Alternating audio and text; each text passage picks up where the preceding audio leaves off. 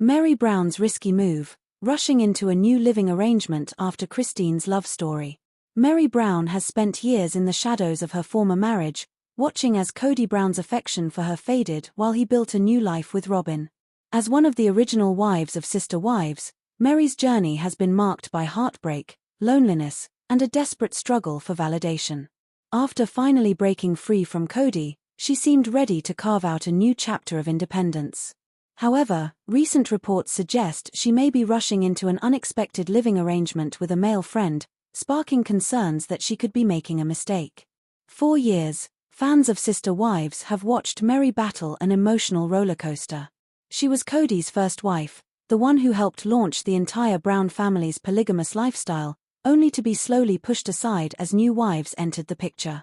The biggest blow came when she legally divorced Kody so that he could marry Robyn and adopt her children, a sacrifice that ultimately left Meri in a one-sided marriage.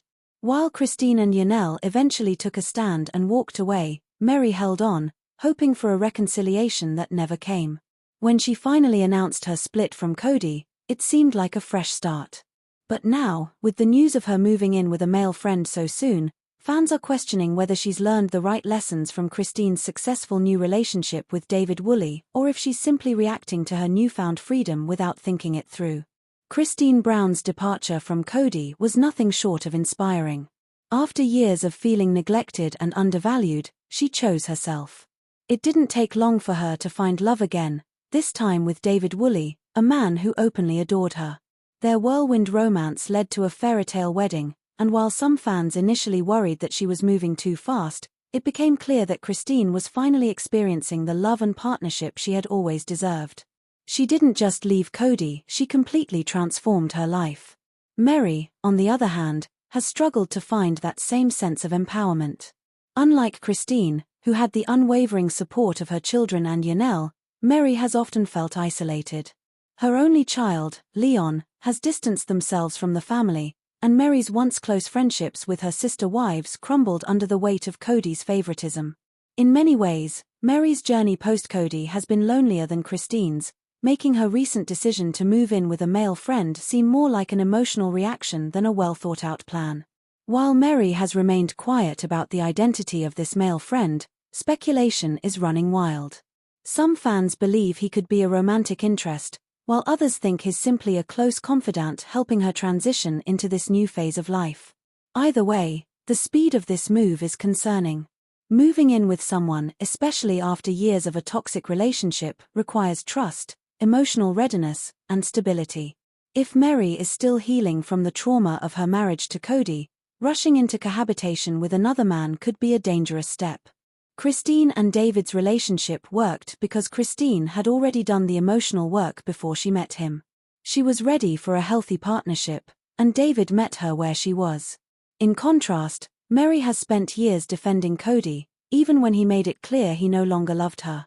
She struggled to let go, and when she finally did, she was left with a deep emotional void. If she's trying to fill that void too quickly, she risks repeating old patterns, seeking validation from someone else rather than building confidence in herself. Meri has often spoken about self-discovery and personal growth, especially in recent months. She's taken trips, focused on her businesses, and attempted to show fans that she's thriving. But true healing takes time, and major life changes, like moving in with a new person, should come from a place of strength, not desperation. If Meri is looking at Christine's story and trying to replicate it, she may be setting herself up for disappointment. Christine and David's love story was organic, built on genuine compatibility and shared joy. It wasn't forced or rushed. Another major concern is whether Meri is unknowingly setting herself up for another unhealthy dynamic. She spent years in a relationship where she was undervalued and ignored, and without taking the time to fully heal, she could easily fall into another situation where she's not truly respected. Even if this male friend is just a platonic roommate, their dynamic could significantly impact her emotional well-being. Does she feel the need to prove something to herself or to others? Is she seeking comfort in companionship rather than standing firmly on her own? These are questions that need answers before she makes such a drastic change. One of the biggest differences between Christine and Meri's post-Kody journeys is how they've approached self-worth. Christine left because she knew she deserved better. Mary, for the longest time, seemed unsure of her worth. While she's made strides toward self-improvement, the fact that she's potentially making a rushed decision suggests she may still be searching for external validation. She needs time to rebuild her confidence, to know that she is enough on her own before she shares her space and possibly her heart with someone new. Christine's relationship with David worked because she was in a place to accept love fully. She had processed her trauma, defined her boundaries, and knew what she wanted. If Mary is still in the stage of proving to herself that she can move on, then she's not ready for what Christine has. Instead of focusing on replicating Christine's happiness, she should be working toward her own version of happiness, one that doesn't rely on anyone else. For years, fans have wanted to see Mary happy, independent, and thriving. But making big moves too soon, especially after years of emotional manipulation, can be risky. If she's truly ready to share a home with a male friend, that's her choice. But if she's rushing into it out of loneliness or a desire to follow Christine's path, she may be setting herself up for another heartbreak. Mary's journey post-Kody should be about self-discovery, healing, and personal empowerment. Instead of jumping into another situation that could leave her vulnerable, she should be focusing on building a solid foundation for herself. If love or companionship comes naturally down the line, that's wonderful, but it should never be forced or rushed. Christine's story is a reminder that true happiness comes from within. Mary doesn't need to follow the same blueprint. She needs to write her own story, one that centers on her own growth, happiness, and self-worth. And that starts with making choices that are truly best for her, not just ones that look good from the outside. Sister wives Robyn and Kody Brown lied about mansion. It's no secret that Sister Wives stars Robyn and Kody Brown enjoy the finer things life has to offer. While Janelle Brown lived in an RV with her youngest child and their dogs, Kody and Robyn's branch of the family enjoyed a stunning Flagstaff mansion. After a re-watch, at least one Sister Wives viewer thinks Kody and Robyn obtained their mansion deceitfully. Read on to get the scoop. Did Robyn and Kody Brown make up stories about their rental home? Considering how often the Brown family moves around, they often end up in rental properties instead of homes they purchased. Over the years, living in different homes has sparked quite a bit of drama in the polygamist household. Naturally, Mary, Janelle, and Christine didn't approve of Kody and Robyn's choice to buy a mansion when their rental property sold. But how much of this storyline was legitimate? Opinion: Robyn and Kody lied that their rental was selling, one Sister Wives viewer shared on Reddit this week. Upon rewatching season 14, it is clear to me that Robyn and Kody had every intention to buy the whole time, and with Robyn and Janelle's house having just sold in Vegas, they knew they needed to move fast to purchase a huge and expensive home before anyone else thought of buying. They knew they would drain the family's finances with the purchase, and so Robyn played it up as if she never wanted to buy, even going as far as crying and saying to the cameras that this fight could impact her and Kody's marriage. All the while her and Kody were in on this together, the OP continued. They went on to ask other Sister Wives viewers for their own opinions on the matter.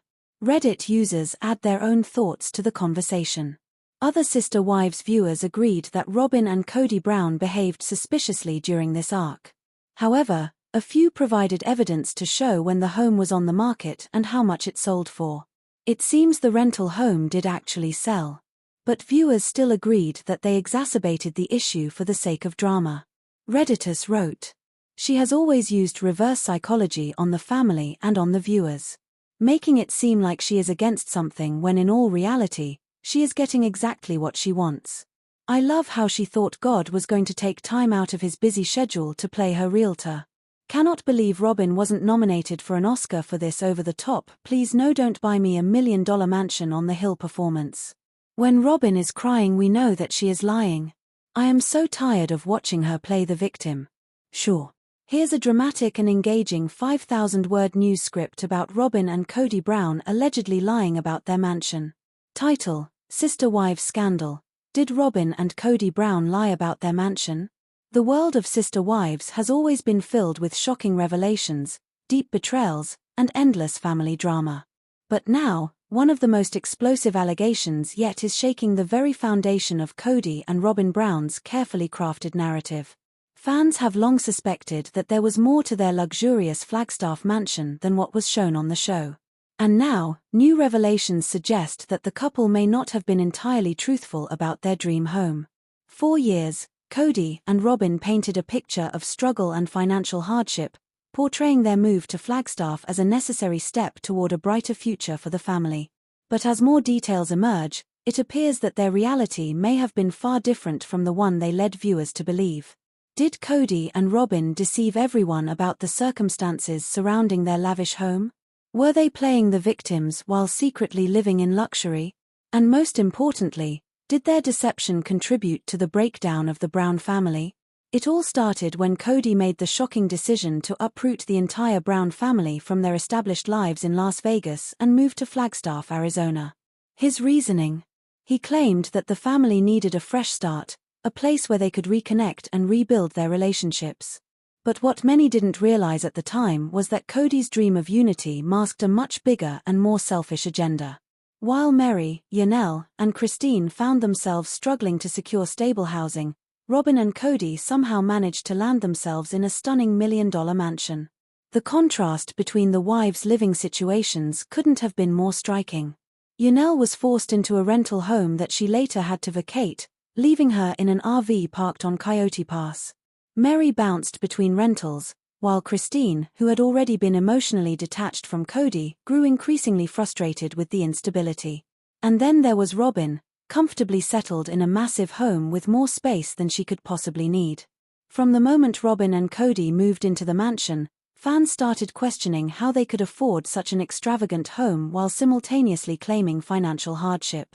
On the show, Kody constantly lamented about money problems, saying that the family was stretched too thin and that they couldn't even afford to build on Coyote Pass. Yet, somehow, he and Robyn managed to purchase a sprawling, luxurious property worth nearly $1 million. The contradictions didn't sit well with longtime viewers. How could Kody justify moving the family under the guise of financial prudence while securing such an expensive home for himself and Robyn? And more importantly, why did Robyn act as though she had no choice in the matter, when in reality, she seemed to be living far more comfortably than the other wives? As suspicions grew, new reports surfaced that cast even more doubt on their story. Financial records and real estate documents revealed that Kody and Robyn weren't exactly struggling the way they had led people to believe. In fact, their mansion was purchased with a significant down payment, one that likely wouldn't have been possible if they were truly in financial distress. Additionally, whispers from insiders suggested that Kody had long planned to prioritize Robyn's comfort over the other wives, and that the mansion purchase was a calculated move, not a necessity. But the deception didn't stop at just the financials.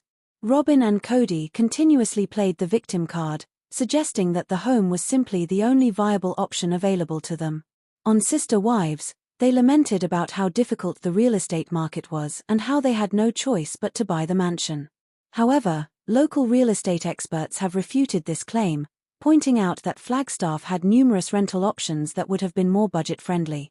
What's more, it was revealed that Robyn had been a major force behind the purchase of the mansion, despite Kody's previous claims that he wasn't happy about it. On multiple occasions, Kody stated that he never wanted to buy the home and that he was forced into it. But fans quickly called out the inconsistency in his story. If Kody truly didn't want to buy the mansion, why did he go through with it? Why didn't he insist on a rental like the other wives had to endure? And why did Robyn, the so-called reluctant participant, seem so at ease in her luxurious surroundings while the rest of the family suffered? As more details emerged, Christine, Janelle, and even Mary began to see the writing on the wall. The mansion wasn't just an accidental purchase, it was a symbol of favoritism, a glaring indication that Kody had long since stopped treating the wives equally. Janelle Brown's heartfelt tribute, honoring son Garrison on the first anniversary of his passing. Janelle Brown, a beloved figure from the reality television series Sister Wives, has been navigating a heartbreaking journey over the past year. March 5, 2025, marked 1 year since the tragic passing of her son, Robert Garrison Brown, known to many simply as Garrison. His untimely death at the age of 25 left an unfillable void in the hearts of those who knew and loved him. In a deeply emotional tribute, Janelle took to social media to share her ongoing grief and reflect on the cherished memories she holds of her son. The pain of losing a child is something no parent should ever have to endure, yet Janelle has faced this unimaginable sorrow with courage and transparency. In her Instagram post, she described how not a single day passes without thoughts of Garrison flooding her mind. She spoke about the laughter he brought into their home, the kindness he showed to those around him, and his unwavering love for animals, especially the 3 cats he adopted from local shelters. In his honor, she encouraged fans and supporters to consider donating to animal shelters, a cause that was incredibly close to Garrison's heart. It was her way of ensuring that his legacy continues to touch lives, even in his absence. When the tragic news of Garrison's death first broke in March 2024, the Brown family was thrown into deep mourning. He had always been a cherished son, a loving brother, and a vibrant presence in the Sister Wives universe. However, his struggles had largely remained hidden from those closest to him. In the days following his passing, Janelle and her ex-husband, Kody Brown, released a joint statement expressing their devastation and asking for privacy as they processed their loss.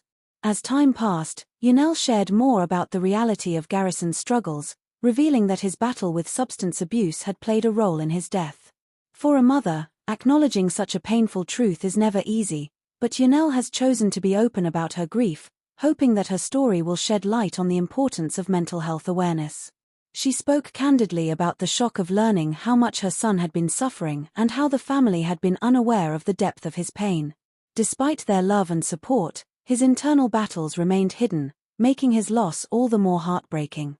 Grief does not follow a linear path, and for Janelle, the past year has been a series of emotional waves, some days filled with unbearable sorrow, others offering moments of comfort through cherished memories.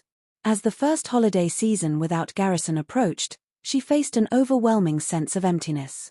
The absence of his infectious laughter, his playful spirit, and his love for family traditions was deeply felt. To cope, she chose to keep his memory alive in ways that honored who he was. She shared heartfelt posts about gathering with loved ones, reminiscing about their favorite moments with Garrison, and keeping his photo close. She expressed how, even in his absence, she still felt a connection to him, as if he was watching over them, guiding them through their grief. The loss of Garrison has also had a profound impact on his siblings and the larger Brown family. Over the years, the dynamics within the Sister Wives family have shifted dramatically, but grief has a way of bringing people together in unexpected ways. While tensions have existed between Kody and his children, particularly in recent years, Garrison's passing served as a sobering reminder of the fragility of life. His siblings, including Gabriel, with whom he shared a particularly close bond, have been leaning on one another for support. For Gabriel, losing his older brother was like losing a part of himself. The two had weathered many storms together, including the complicated relationships with their father, and now, Gabriel must navigate life without his closest confidant. Throughout this deeply painful journey, Janelle has continued to engage with fans who have followed her family's story for years. Many have reached out with words of comfort, sharing their own experiences with loss and grief. The support from the Sister Wives community has been a source of solace, reminding her that she is not alone in her sorrow. The messages she receives from those who have lost loved ones to similar struggles serve as a reminder that Garrison's story, though tragic, can also be a catalyst for change. Mental health and substance abuse remain difficult topics for many families to discuss openly, but Janelle's willingness to be vulnerable has opened the door for critical conversations. She has used her platform to emphasize the importance of checking in on loved ones, of recognizing the warning signs of mental health struggles, and of offering support without judgment. She has also acknowledged that no family is immune to loss and that sometimes, despite best efforts, tragedies still occur.